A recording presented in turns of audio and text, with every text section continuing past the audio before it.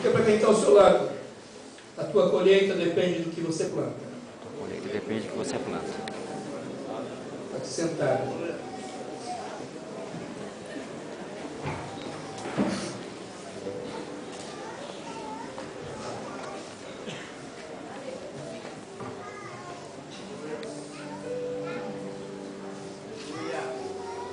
Só quero reforçar aqui o anúncio que o irmão Márcio fez, que amanhã é o nosso culto administrativo, e aqueles irmãos que foram apresentados na última ceia aqui, que não passaram pela matriz ainda, devem estar lá amanhã. Entre eles o irmão Fábio Santos, não sei se ele está aí, e sua esposa, a irmã Alessandra, devem estar lá amanhã. Ah, tá bom. Devem estar lá amanhã na matriz. Também o... esqueci o nome dele. Eu chamo ele de Ramo. Esqueci o nome. A mãe dele não está mais ali. Hã? Ah, a mãe dele é da irmã. Ah, tá ali. Tem que estar lá amanhã na matriz. Em nome de Jesus, tá bom? Queridos, a palavra de Deus nos diz: não erreis. Deus não se deixa escarnecer. Tudo o que o homem semear, isso ele também ceifará. Tudo que o homem plantar, isso ele vai ter que colher. Vamos de novo? Tudo que o homem plantar, isso ele vai ter que colher. Se você olha à sua volta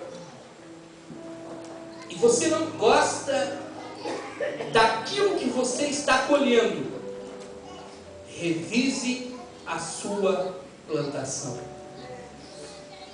Se você não gosta daquilo que você está colhendo, está achando o fruto muito ruim, revise o que você plantou. Porque se eu plantar laranja, logo eu vou colher laranja. Se eu plantar banana, eu vou colher o quê? Banana. Se eu plantar melancia, eu vou colher melancia. Essa é a lei da semeadura. Não tem ninguém que diz: rapaz, sabe hoje eu fiz uma horta? Não, eu que eu faço. E plantei lá, rapaz, os pés de laranja encheram. Rapaz, fiz uma plantação bonita. Sabe que Deus fez um milagre? Rapaz, o milagre foi grande. O que foi?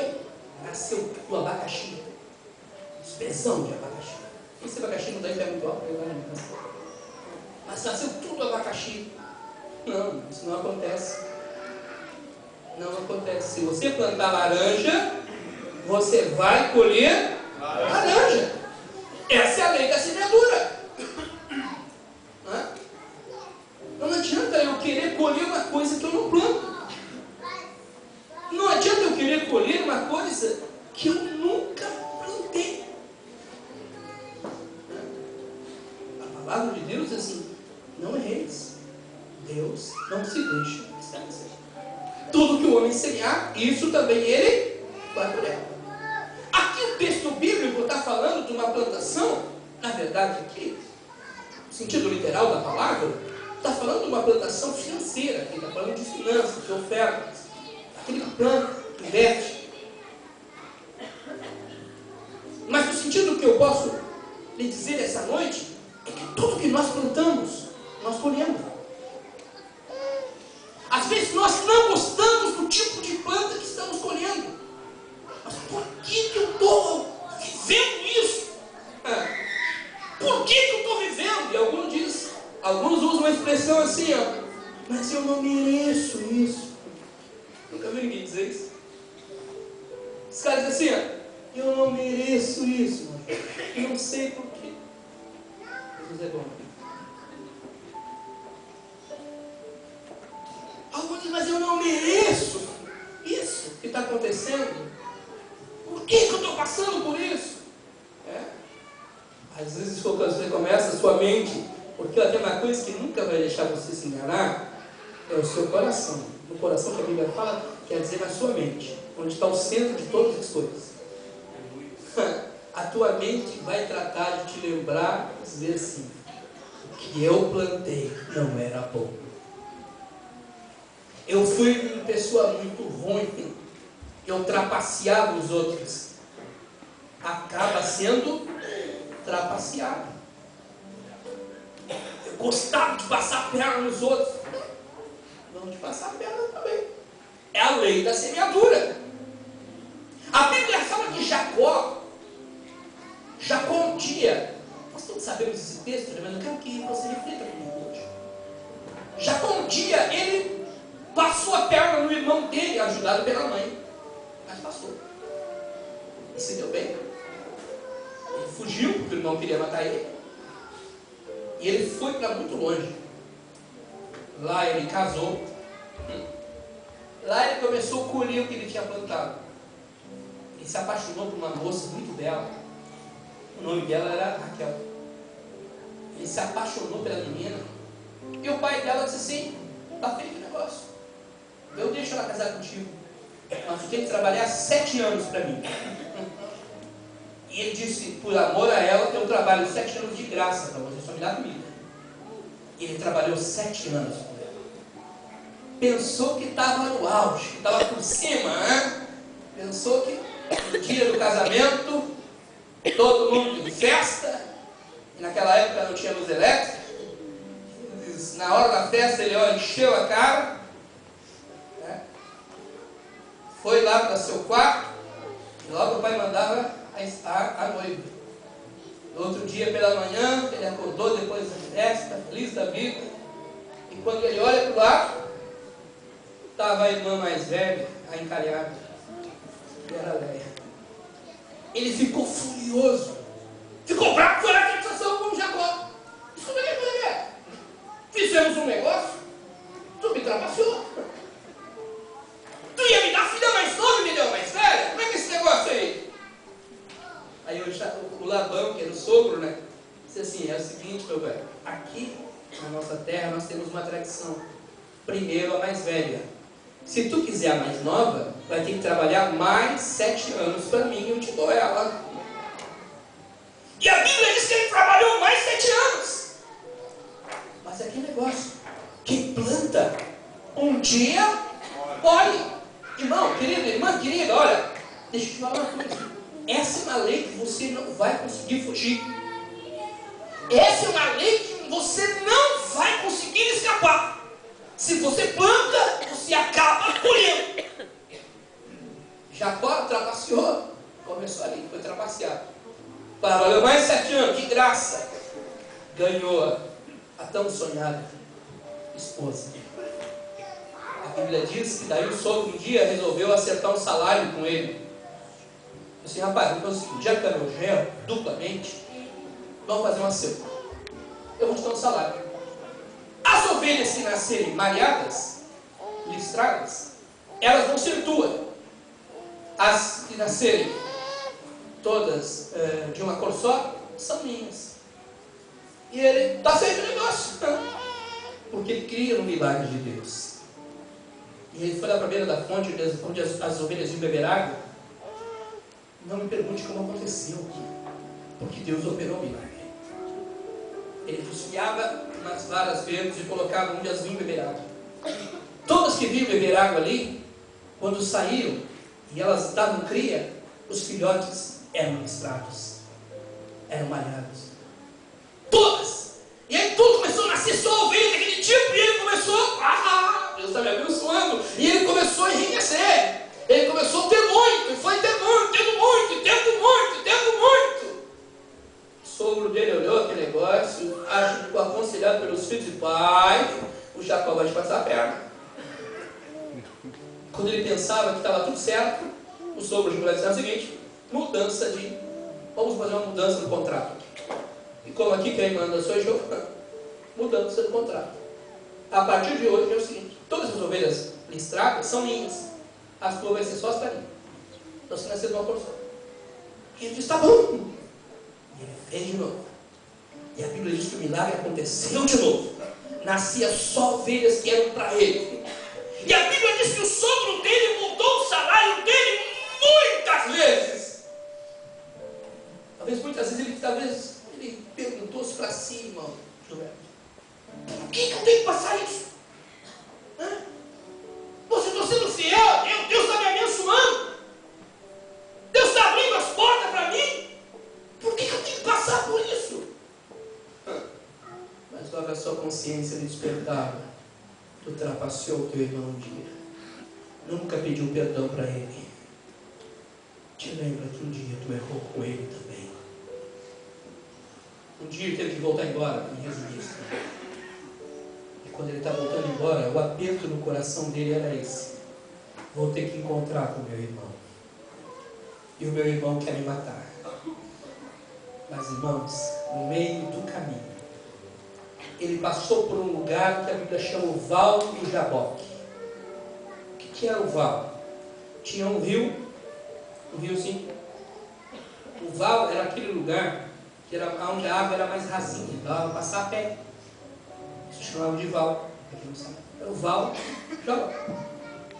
Ele passou toda a família dele, todos os filhos, e ele ficou sozinho do outro lado, numa madrugada. Mas naquela madrugada a história dele foi mudada. Oh, que deve talvez eu estou falando para alguém que a tua história tem sido uma história que você tem colhido só uma semente ruim que você plantou lá atrás. Talvez eu estou falando para alguém essa noite que você está numa situação assim, só está colhendo esses frutos que você não está gostando. Mas eu tenho uma palavra de Deus para ti essa noite. Aqui está o Val do Jaboque de Deus. Deus quer encontrar contigo essa noite neste lugar. Deus quer encontrar conosco esta noite, e Ele é poderoso para mudar a nossa história. Amém, irmãos? Ele é poderoso para esta noite. Aleluia. Encontrar com você no Val do Jaboque. Diz que Jacó estava lá sozinho. Daqui a pouco apareceu um homem, alguém, e ele começou a brigar com aquela pessoa. Brigar de briga mesmo, de soco. Se grudou e passou para lá e soco para cá. E a peleia estava indo, e passou a noite brigando. Quando estava amanhecendo o dia estava raiando, o anjo disse para ele: rapaz, me larga porque eu preciso ir embora. O dia já está raiando, eu tenho que ir. E ele, agarrado no anjo, disse: não te largo. Não sei se pelo pescoço, mas ele estava agarrado. Ele disse: eu não te largo enquanto tu não me abençoares. Eu quero ser abençoado. Eu quero ser abençoado. E ele disse: me larga. Então me abençoa primeiro. Hoje diz: qual é o teu nome? Meu nome é Jacó. Trapaceiro, suplantador, trapaceiro, meu irmão, lá na minha terra. Estou aqui, estou voltando para encontrar com ele. Esse é o meu nome. Ali ele abriu o coração. A semente começa a mudar quando a gente abre o coração na presença de Deus. Quando a gente abre o coração para Deus e coloca tudo, a gente bota tudo para fora. É o momento que nós começamos a mudar a semente. E o anjo disse para ele: não te chamarás mais Jacó, mas te chamarás Israel, porque como príncipe lutaste com Deus e prevaleceste. Bendito é o nome do Senhor. Aleluia. Esta noite eu me atrevo a profetizar sobre a sua vida. Esta noite eu me atrevo a profetizar sobre a sua vida com a palavra que vem do trono de Deus para você esta noite, dizendo: o nosso Deus é poderoso para mudar a tua história esta noite aqui. O nosso Deus é poderoso para tocar as nossas vidas e nos fazer mais do que vencedores por Cristo Jesus nosso Senhor. Sabe como é que Jacó saiu do outro lado? Jacó saiu assim, ó, puxando uma perna. É assim. E a perna voltou para o lugar? Não, nunca mais voltou. Foi abençoado, mas hoje vou te marcar. deu uma pancada na coxa dele aqui, rompeu o fêmur, e a partir daquele dia, ele saiu puxando uma perna para o outro lado. Aleluia. Alguém perguntava: o que foi isso, irmão Jacó? O que está mancando? Estou mancando, mas estou abençoado. Estou mancando, mas fui transformado. Estou mancando, mas a semente mudou. Estou mancando, mas estou pronto para encontrar com meu irmão Saul. Estou mancando, mas a bênção de Deus está na minha vida. Estou mancando, mas a minha vida foi transformada. Bendito é o nome do Senhor. Não importa o que vai acontecer com a sua vida, mas se você quer ser abençoado esta noite, se você quer ser abençoado, tem que estar disposto hoje a sair marcado pelo Senhor. Todos nesta noite querem sair marcados pelo Senhor. Deus quer marcar a sua vida. Mas tudo começa quando eu mudo a semente. Eu só vou começar a colher alguma coisa boa quando eu começar a plantar. Eu só vou começar a colher as bênçãos de Deus de verdade para a minha vida quando eu começar a plantar de verdade. Começar a plantar com o coração. Porque quando se planta com o coração, você vai ver a bênção de Deus na tua vida. Diz que Davi era aquele moço que nós todos sabemos. Sua história começou lá na sua casa do seu pai. Alguns historiadores dizem que Davi era filho de Jessé, com uma segunda esposa, fora do casamento legal. Por isso ele orava e dizia assim, ele dizia: em pecado fui concebido, em pecado me concebeu a minha mãe. Davi cresceu num meio discriminado. Ele cresceu num meio que ele ficava escondido. Imagina a fazenda. Ele estava lá na casinha da fazenda, lá no fundo. Lá ficava Davi, cuidando das ovelhas do pai. Sujo.